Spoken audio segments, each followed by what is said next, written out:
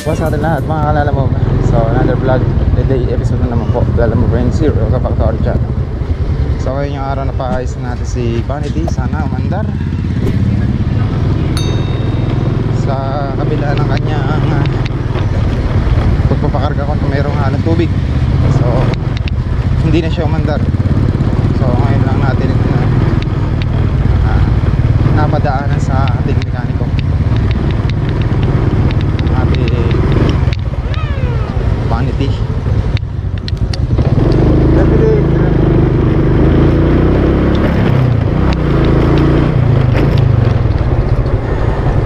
So ngayon lang natin maipapagawa gawa ng sobrang busy natin at saka isa pa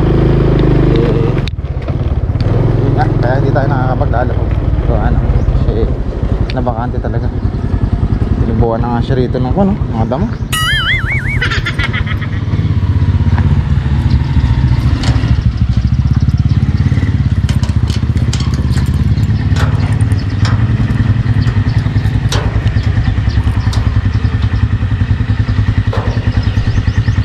Wala ka ba alam na buyer, boss ka? Ha? Wala ka alam na buyer, binibenta yun, no?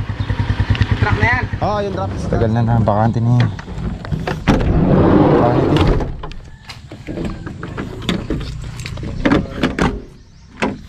Tubuan na siya ng kan.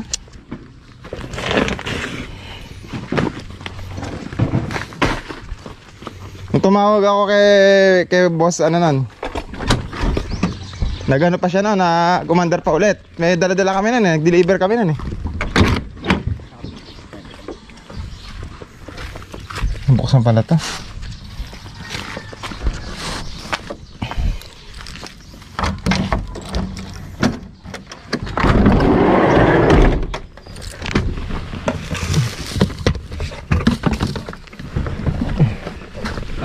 Sige.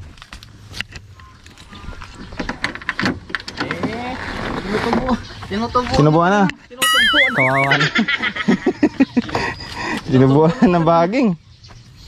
Nandiyan yung baterya, yung baterya. Kaya charge lang ng baterya na.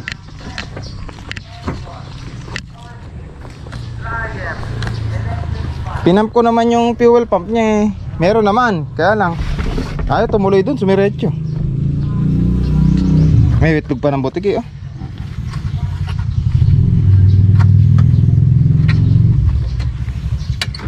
Isa pa ng baterya.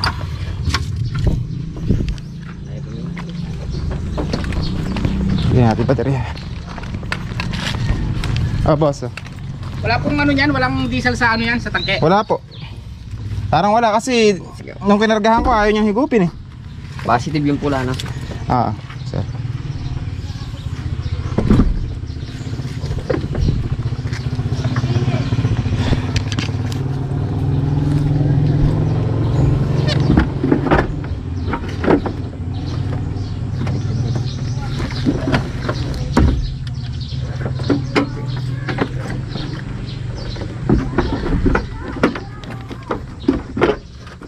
May pang ano ka boss? Kailan na lang natin yung diesel? Oo, yun na natin. Rekta. Pala nakabili na kanina. Kailan tayo ng diesel? Ito may mga galon dito. Pupunuin ko lang ng tong galon. Sige. Ito mo. Mga kalala mo, bibili muna tayo ng diesel gamit itong galon. So dito natin lagay yung diesel sa galon na ito. Direkta muna natin yung diesel.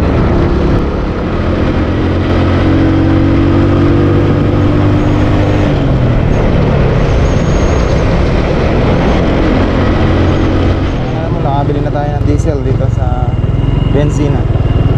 So kaya nagkaganon kwento ko lamang sa inyo or short recap lamang kung bakit natenga si Vanity ng ganun. So nagbibiyahe kami ng Lalamove nung mga nakaraang araw na yon.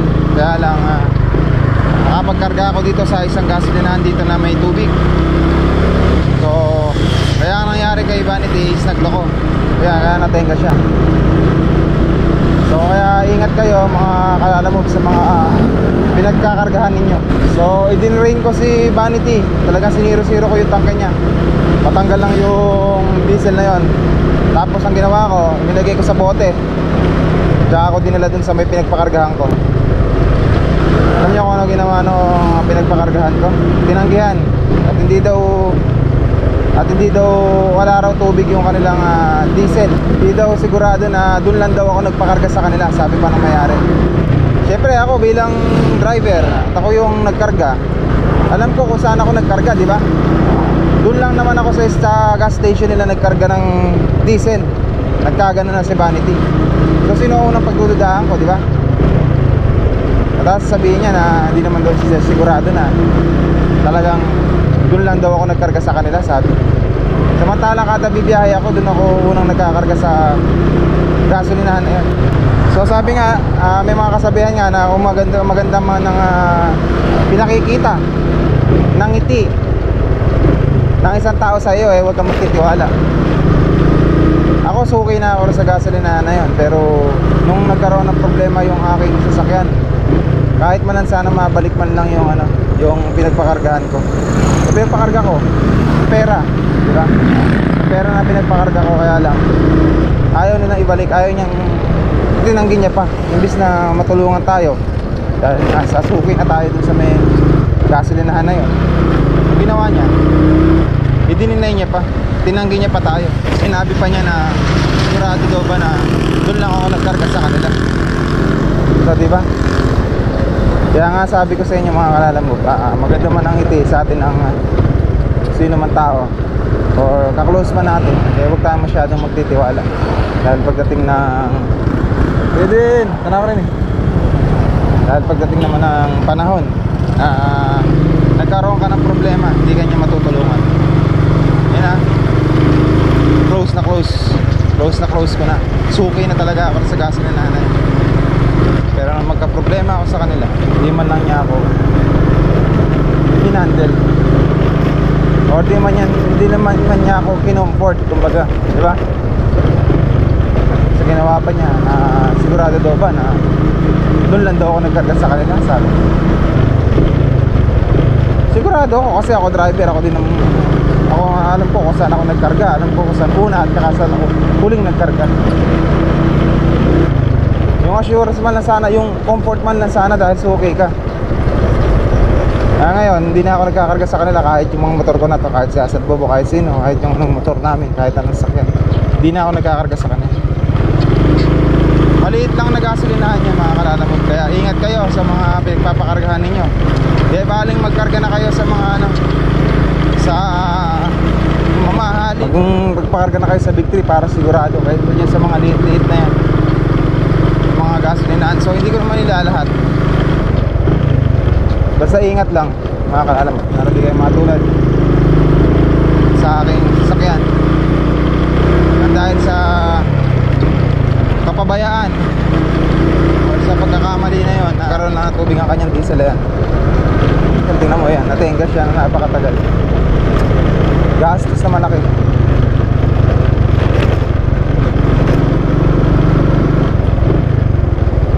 So sana umandar si Vanity pag nirekta namin yung diesel niya.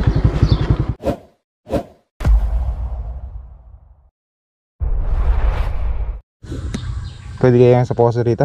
Pwede naman. Baka ito na lang, yung tubig natin hindi naman. Wawa naman si Vanity. Sira. Ano itong?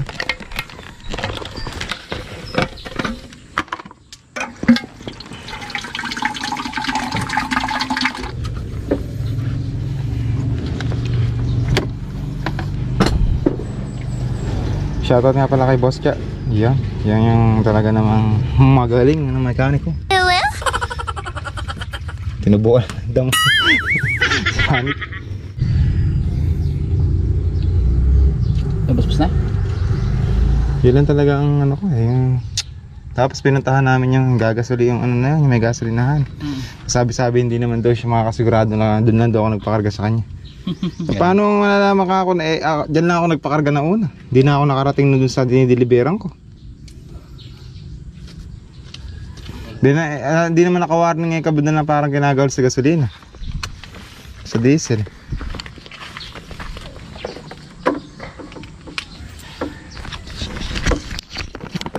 Saan ka ba natin? Yan na. Ayun na.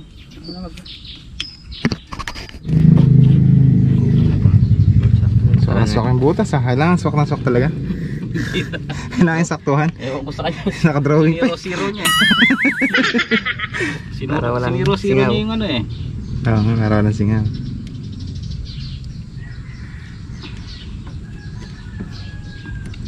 Gusto mo yan, di may batago. Dandan yung kamay, mukhang mahirap. Eh, pwede na yan, retar niya yan. Tabi ito yung pakapalo mo. Bomba mo na yan. Isa ulit. Sige, bomba na. Oops. Wala din laman itong tangke, itong ano mo, filter mo eh. Drain na yung filter mo. Wala.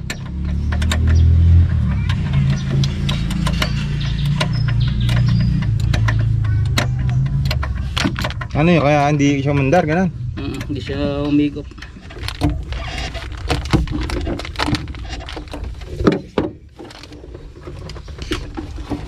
Kailangan pala pagka ganun nakasil pa din, binubomba pa rin pala.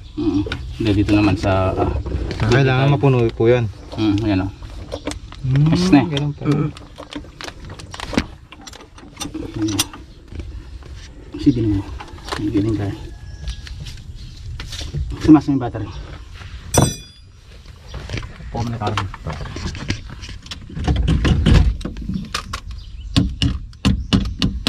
Yung heater mo nito, saan yung heater mo? Nakarap ka ba? Ah, wala. Putol yan. Kunin mo na, putulin mo na, tapos i-heater mo na. Subukan mo na natin.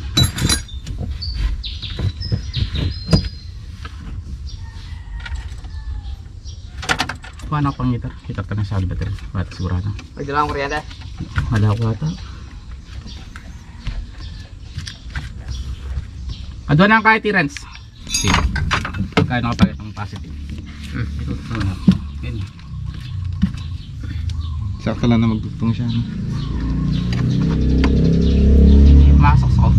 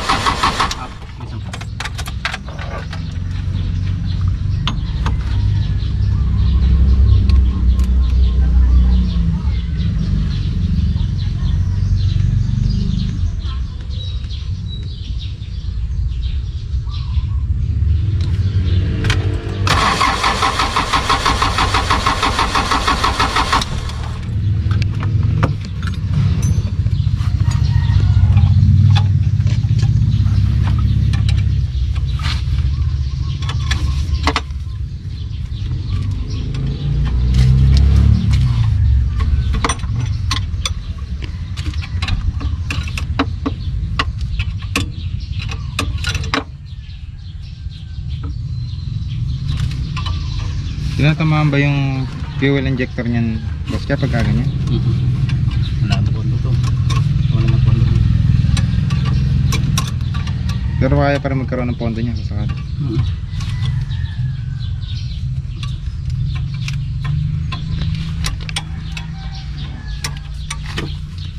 Nasa bemen blade dyan.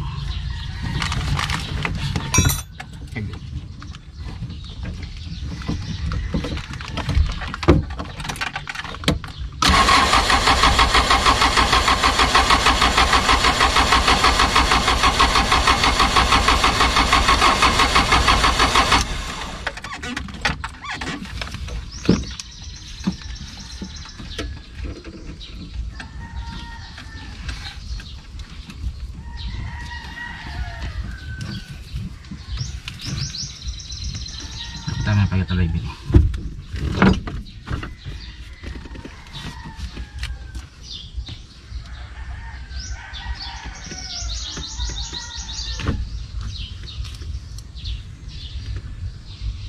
Hindi kayo may tos mo, at minukoy.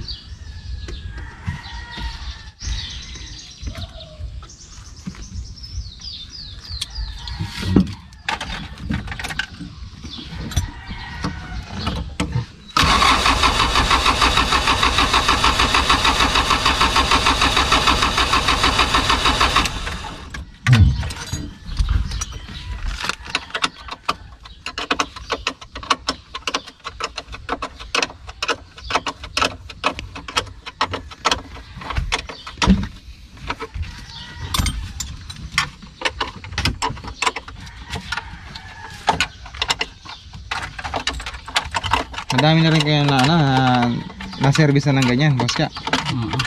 Payandaran kayo ngayon eh. Okay na naman itong kuryente na kita shut off valve. Kita magnetic na. O tapos So nilakpan. mga kalala mo, bali negative. Di naayos ang ating vanity. So nagkaroon na ng tama yung kanyang fuel injection. Yung fuel release na tinatawag sa palagay ng mekaniko yun ang nagkatama, kaya ayaw na mag-supply ng diesel sa kanyang fuel injector. So medyo malaki-laki ang gastos. Nagastos pa daw ng 14K estimation. Estimated pa lang naman yun. So may bawas pa naman. Kaya lang, libo talaga ang gastos. So kaya kayo kapag magpapakarga mga kalalam donut diesel, nag-iingat po kayo. Kasi talagang magastos po ang diesel. Oras na nagkaroon ng tubig talaga ang diesel ninyo, kaya natatamaan sa kanya ang kanyang fuel injector. So ayan, makawa naman ang vanity natin. Tinubuan na ng daman dito. So ipag-iipunan muna natin mga kalalamog para mapaayos natin tong ating vanity at makabiyahe ulit.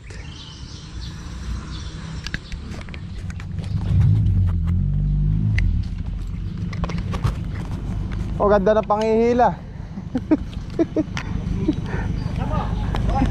Tana, ganda naman ng pangihila. Ayoy pala pangihila, alam ko.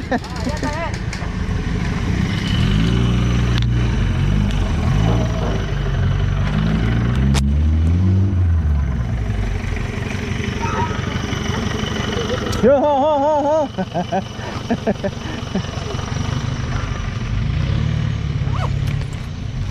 Ay, nakapailan na muna natin si vanity.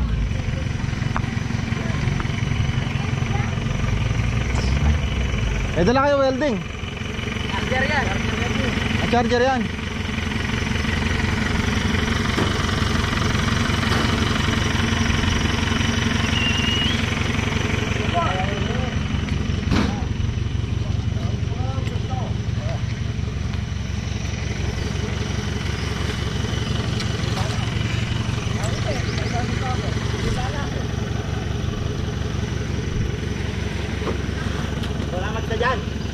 Oo.